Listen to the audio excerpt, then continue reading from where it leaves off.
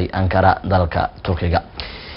wali waxa la socotaan barnaamijka raac markana hadii aan dib ugu soo laabto dhinaca doorashooyinka wali waxa sida darla u soconaya doorashada golaha shacabka iyadoo oo hadda dowlad goboleedyada qaarkood ay guda galeen deegaan doorashooyinka labaad iyadoo magaalada Baraawe oo deegaan doorashada labaad ee koonfur galbeed ay kamid tahay meelaha la soo gabagabeeyay doorashadooda oo marka laga hadlayo deegaan doorashada labaad hadda waxa loo gudbay deegaan doorashooyinka qaarkood oo magaalooyinka ama dowlad goboleedyada ay gudbeen sida Beledweyne Boosaaso iyo magaalooyin kale oo la sugayo iyaguna in loo gudbo iyadoo oo gabagabo ay ku sii dhawaanayso doorashada xildhibaanada golaha shacabka ee deegaan doorashadu tahay gobolada waqooyi ee Soomaaliland oo sida guddiga doorashooyinka Soomaaliland ay shaaciyeen 3 xubnood ay harsan yihiin 5 kursi ayaa sidoo kale toddobaadyada soo socda iyaguna la filaya in la doorto oo doorashada xildhibaanada golaha shacabka ee beelaha banaadiriga ah walow ra'iisul wasaaruhu maanta hakiyay kadib markii cabasho ay ka timid qaar kamid ah odayaasha dhaqanka kuwaas oo iyagu ra'iisul wasaaraha cabasho u gudbiyay haddaba marka la soo koobo guud ahaan doorashadan golaha shacabka waxa muhiimada koobaad leh odayaasha dhaqanka kuwaas oo loo daba fariisanayo ergooyinka iyo guud ahaan habsami socodka doorashooyinka marka laga reebo dhinaca farsamada oo gudiyada doorashooyinku ay leeyihiin haddaba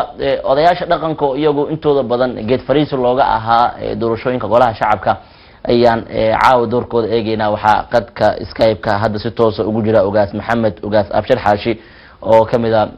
dhaqamada Soomaaliyeed isla markaana ku sugan magaalada Minnesota ee dalka Mareykanka Ugaas Maxamed daa'ima qalay soo dhawow waa kuguma seegana sida hadda doorashooyinka ay ku soconayaan iyadoo hadda deegaan doorashooyinka labaad loo gudbay marka hore kan Ugaas ahaan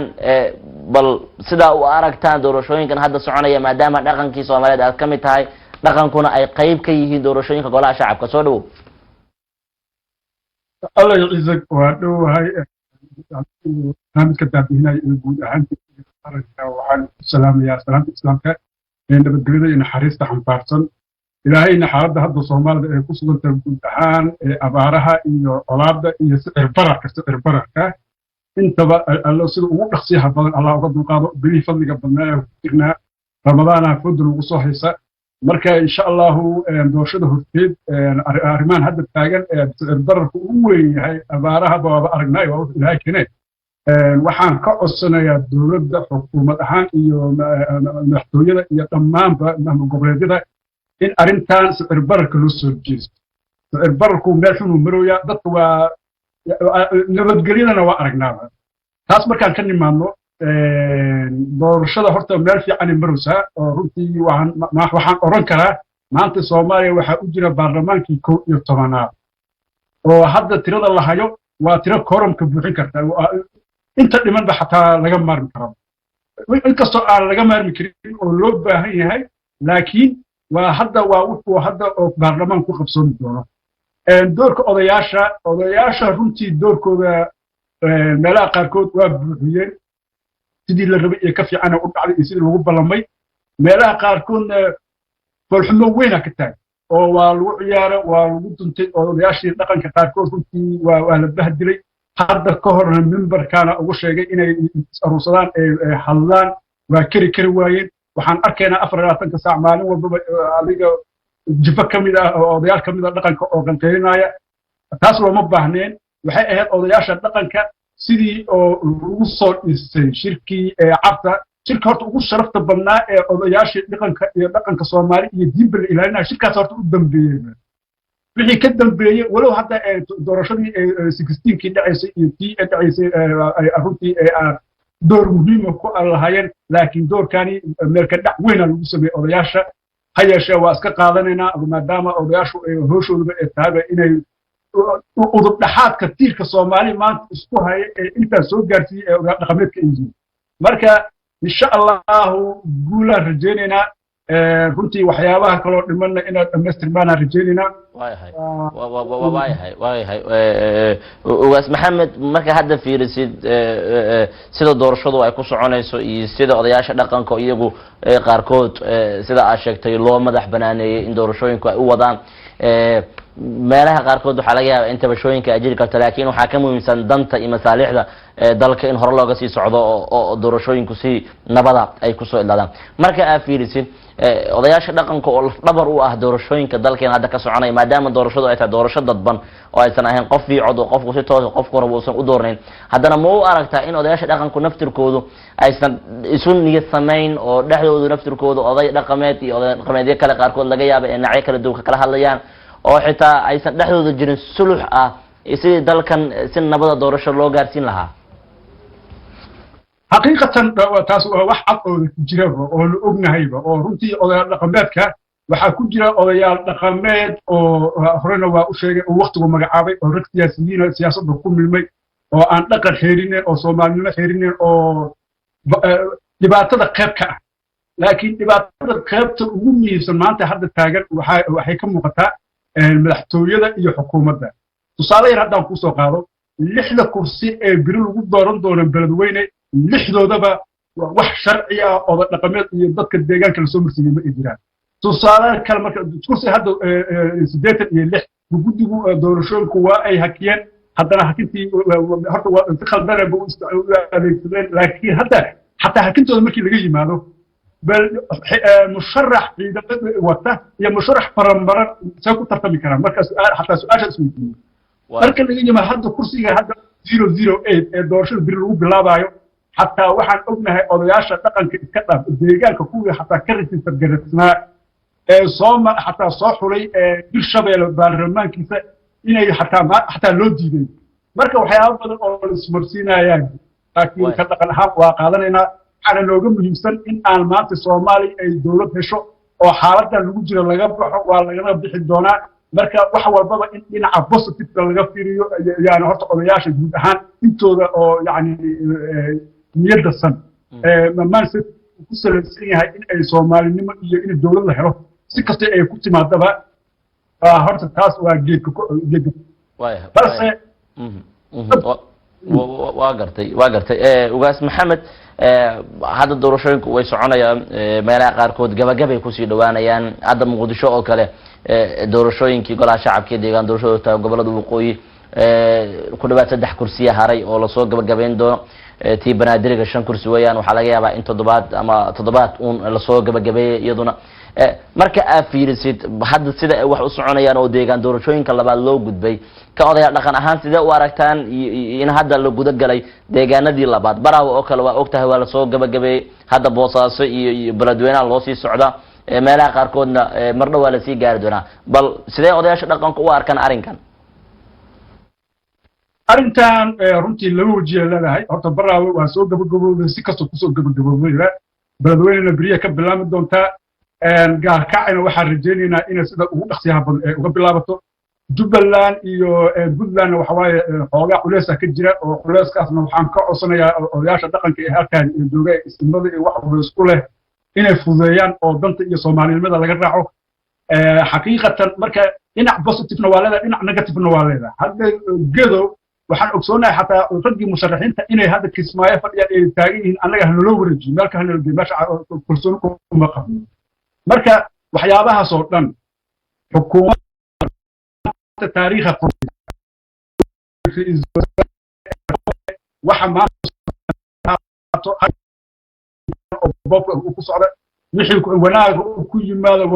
yimaadeen wixii laakiin khaldama madaxiisa noqon doonaan asaana loo raacan doonaa adduun iyo aakhiro annagana ka quusan mayno hadduu alla yiraahdo in aan waxay xaqiiqo ah iyo Soomaalinimada mar walba u taagnaano marnaba ka quusan mayno marnana ka quusan mayno raxmadda Ilaahay inay noo timaado ay wax isbedelaan wanaag ku dhamaado baarlamaanka Soomaaliya hadda soo socdana waxaan rajaynayaa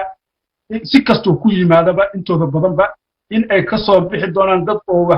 wax badbaadin karo dalkan badbaadu maanta u baahan yahay oo marka insha Allah khayr kulligiisa rajaynayna insha Allah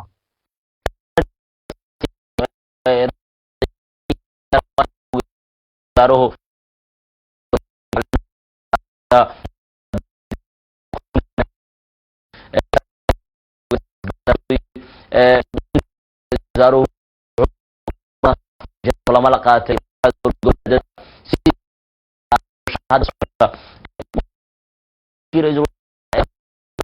goboleedyadu inay ka yaabiyeen madax gobolada horta markii horeba waa lagu ogaa waana intaasba waxay wadeen waxay hadda ay ku lugu jiidayaan ama adigoo jilaafooyin joogtay ay la taagnaayeen waa wax la og yahay laakiin ra'iisul wasaaraha waxa uu u xirsaarnaa oo ra'iisul wasaare u ahaa laba shay bas inuu doorashooyin oo qabto iyo amniga doorashooyin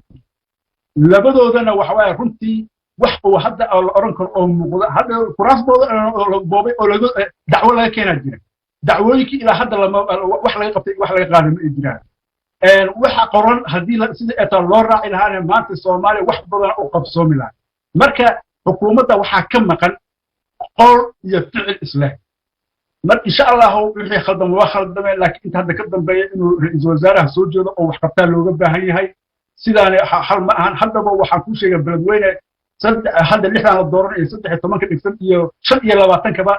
boob buu ku dhamaan doonaa had intay goor tahay ha ka hortago dadka dacwadaha qaba ee gooyinkana dacwada waayahay ugaas maxamed hadda markaan ka soo laabano sida hadda habsamay socodka doorashooyinka ay ku socdaan iyo dardargelintooda markaan eegno haddana waxaa u malaysaa baarlamaanka 11aad la sugayo dalku wuxuu u bisalayaa in doorasho la aado dhibaatooyin badan oo la soo maray iyo kala aragtiduunaan badan oo siyaasadda la soo maray ma u aragtaa marka isbedelka imaan doona in uu sii wanaajin doono tabashooyinka hadda jira ama dowladda qaarkood hadda ay soo baxeen in doorashada kale ee dhici doonta 4 sano kadib in laga baaqsan karo qaladaadka hadda dhici kara طبعا وهدي للدبالو او ارنتاس لغو وجيه يلان دونتا حدا كوسي شيغي in waji oo runtii sida ilaahay aan ka rajeynay inuu ka dhigo oo dad nadiif u kacaan oo hooshani la dab yaasiiniyo maanta Soomaaliya dab yaasiiniyo u baahanta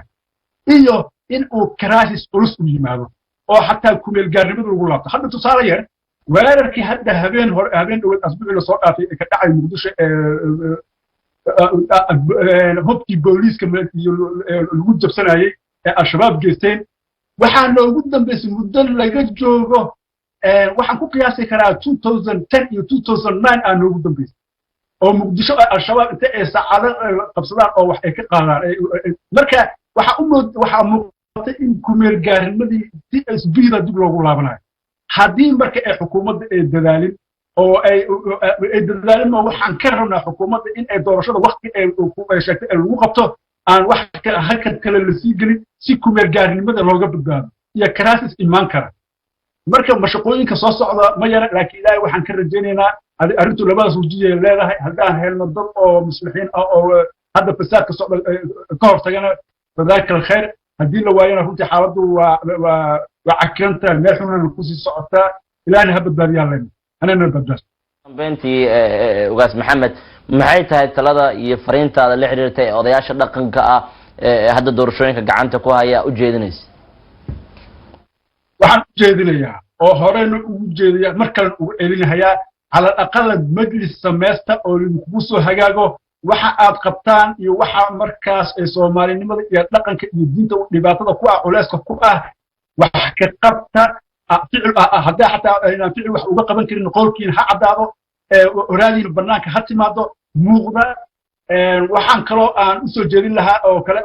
ragga culimada qaarkood hadda runtii rag waxa u kacayo tijaarudiin ah ilaahayna ka cabsada aan leeyahay oo arrintaan maanta culimo iyo cuqaal iyo aqoonyahan u baahanta Soomaaliya oo mashaqada soo socota ka badbaadisa oo runtii qarannimada Soomaaliya halis xooggan ku soo fool leh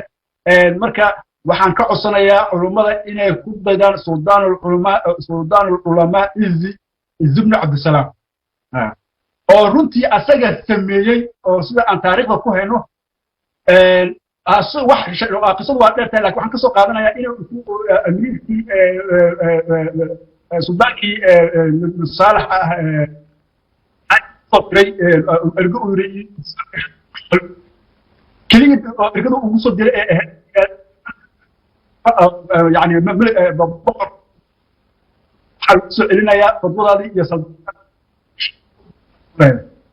وحو استاي قعنتيدا او قدو كحي adigu uun marka ceerkaasoo kalaa idinka rabaa waaya culamo oo ceelkaasi la timaada aan rajeynaynaa waaya maxamed ogaas maxamed waayahay ogaas maxamed aad waayahay ogaas maxamed aad iyo aad baad umahadsan tahay inkastoo qadka qaybaha dambe uu aad u liito isbaqalkiisa intaas ayaan caawa kusoo gabagabeynayaa barnaamijka raadraac waxaan u mahad celinayaa saaxiibada farsamada iyo kaamirada sidoo kale waxaan si gaar ugu mahad celinayaa saaxiibka ibrahim faranso oo qaybka soo saarista barnaamijka tan iyo barnaamij mid kale lamid ah nabadgelyo